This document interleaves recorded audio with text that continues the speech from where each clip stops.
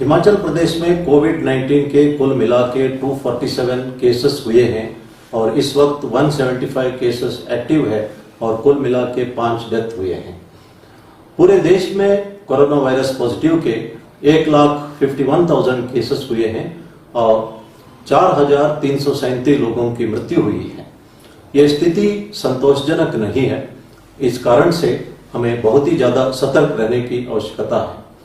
अभी देखा गया कि लोग आमतौर पर सोशल डिस्टेंसिंग मेंटेन नहीं कर रहे हैं और मास्क पहनते हैं लेकिन सही ढंग से मास्क नहीं पहन रहे हैं। इस हालात को मद्देनजर रखते इन बातों पर पूर्ण रूप से ध्यान देना अति आवश्यक है। गांव के प्रधान भी ज्यादा सतर्क रहने की आवश्यकता है। होम क्वारंटाइन हो, इंस्टीट्यूशनल क्वारंटाइन हो, प्रधान तथा गांव के पंचायत के मेंबर्स तथा अन्य लोग, हर एक नागरिक इस मामले में सतर्क रहना है।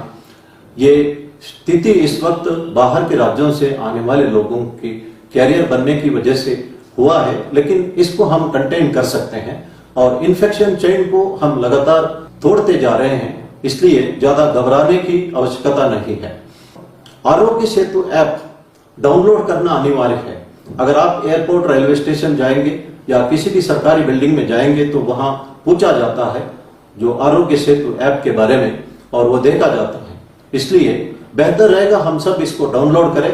करोड़ों लोगों ने डाउनलोड किया है और इसको अपडेट करते रहे। जो फ्रूट सेलर्स है उनको प्रिकॉशन लेने की जरूरत है। जो लोग फ्रूट्स खरीदते हैं उसको नजदीक आके सूंघते हैं और फिर उस फ्रूट को वहीं पे रखते हैं, ये खतरनाक है। दूसरा व्यक्ति उसी फ्रूट को खरीद सकता है, इसलिए इस तरह का सूंघने वाला काम आप ना करें।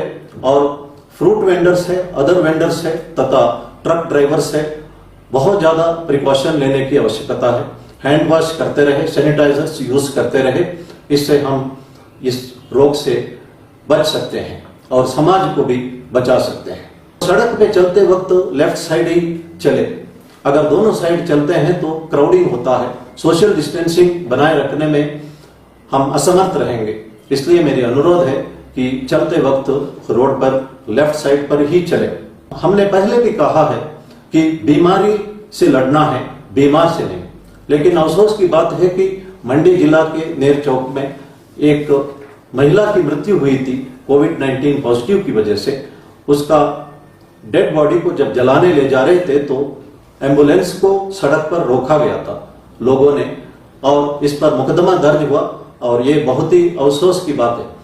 इसी तरह कुछ होम क्वारंटाइन, इंस्टीट्यूशनल क्वारंटाइन के वायलेशंस भी अभी भी देखने को मिल रहा है और हम उचित कार्रवाई करते जा रहे हैं। मेरा अनुरोध है नियमों का पालन करें और हम जो मेहनत कर रहे हैं इस पे हम कामयाब हो सकते हैं। जो फ्रंटलाइन वॉरियर्स है, स्वीपर्स है, आशा वर्कर्स है, हेल्थ वर्कर्स है, डॉक्टर्स है, नर्सेस है, पुलिस वाले हैं, होम गार्ड्स है, एनसीसी वाले हैं, इनको सम्मान करना चाहिए। इस वक्त हमारी रक्षा के लिए ये लोग सामने खड़े हैं, अपने ऊपर रिस्क ले रहे हैं। जब हम दूसरों को सम्मान देते हैं तो वो अपने आप को सम्मान देने का बराबर है। जब हम दूसरों को नमस्ते करते हैं तो वो भी दिल की गहराई से हमें नमस्कार करता है। इसलिए कहा जाता है कि सर्वजीव नमस्कारम केशवम प्रतिगच्छति।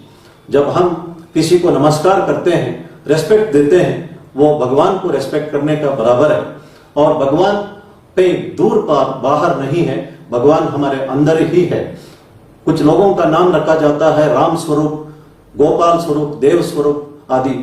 इसका मतलब है कि हम सब देव स्वरूप है क्योंकि हमारे अंदर ही भगवान है।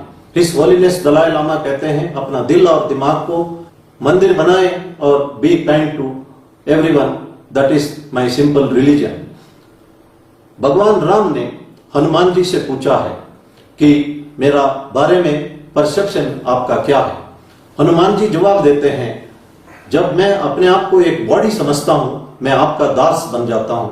जब मैं अपने आप को एक आत्मा समझता हूं तो मुझे लगता है कि आपका अंश मेरे अंदर है, मेरे अंदर डिविनिटी है। और जब मैं एक सच्चाई का विजन पाता हूं तो मुझे लगता है कि भगवान राम और मैं एक ही है। और यही बात जीसस क्राइस्ट कहते हैं जब वो कहते हैं कि I and my father are one. Prophet Muhammad भी यही बात कहते हैं, God loves those who love his creation. Prophet Muhammad कहते हैं कि सिर्फ इंसानी नहीं है। हम प्राणी, पक्षी और पेड़ों को भी प्यार करना चाहिए, रेस्पेक्ट देना चाहिए। वो भी भगवान का ही क्रिएशन है। इसलिए भगवान उनको पसंद करता है जो उनका बना हुआ वर्ल्ड को पसंद करता है। भारत सरकार कहती है कि बीमारी से लड़ाई है, बीमार से नहीं। महात्मा गांधी जी ने पहले कहा है कि condemn the sin, love the sinner. सब लोगों ने एक ही बात कही है। अगर हम पावर ऑफ पॉजिटिव थिंकिंग, जो किताब डॉक्टर नॉर्मन विंसेंट पीले ने लिखा है, उसमें भी यही बात दोहराया गया है। भगवान श्री सत्य साई बाबा ने एक बात कही है। वे हमेशा लोगों को संबोधित करते वक्त कहते हैं, प्रेम स्वरूपलाय, एम्बॉडीमेंट्स ऑफ लव। उनका मतलब है हम सब देव स्वरूप हैं। भगवान बाबा ने कहा है कि हमारा 3 पर्सनालिटी है। One which we think we are, other one what others think what you are, and lastly what you actually are. ये जो what others thinks what you are, इसके बारे में मैं एक एग्जाम्पल देना चाहता हूं। एक राजा, एक सेनापति, एक दलपति और एक सिपाही शिकार खेलने जाते हैं, अलग अलग हो जाते हैं। एक अंधा एक पत्थर के ऊपर बैठा हुआ है। राजा ने उस अंधे से पूछा, श्रीमान जी कृपा करके मुझे बताइए यहां से कोई गए? उस अंधा ने जवाब दिया कि अभी तक कोई नहीं गए, आप ही हैं। उसके बाद सेनापति आता है, वो कहता है कि हाँ भाई क्या कर रहे हो, यहां से कोई गए? और उसने जवाब दिया, एक आदमी गए और आप दूसरे हैं। उसके बाद दलपति जैसे कमांडेंट है, उसने पूछा कि खड़े हो जाओ, आपका और कोई काम धंधा नहीं है, यहां से कौन कौन गए? उन्होंने कहा यहां से 2 गए, अब आप तीसरा। आखिरी में सिपाही आता है, वो उसके खूब गालियां देता है और उससे उठक बैठक 100 बार कराता है और फिर पूछता है कि यहां से कौन गए? उस अंधे ने जवाब दिया, पहले आपका राजा गए, बाद में आपका सेनापति गए, फिर आपके दलपति गए, अब आप सिपाही जा रहे हो। सिपाही हैरान हो जाता है, वो पूछता है कि आप तो अंधे हो, आपको कैसे पता चला पहले वाला राजा बाद वाला सेनापति, अब मैं एक सिपाही हूं? तो उस अंधे ने जवाब दिया, सबकी बोलने की तरीका से मैंने पहचान लिया, पहले वाला राजा, बाद वाला सेनापति, बाद वाला दलपति और उसके बाद आप सिपाही हैं। तो क्यों ना हम अपने बातों से अपना रिकॉग्निशन दे।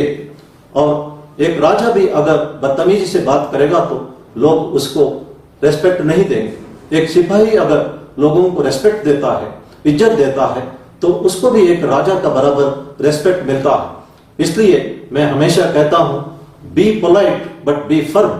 हमें कानून लागू करना है, we have to be firm. मैं जब डॉक्टर अब्दुल कलाम जी से मिला था तो मैं हैरान हो गया उनकी simplicity. There is no trace of ego और एरोगेंस इन हिम।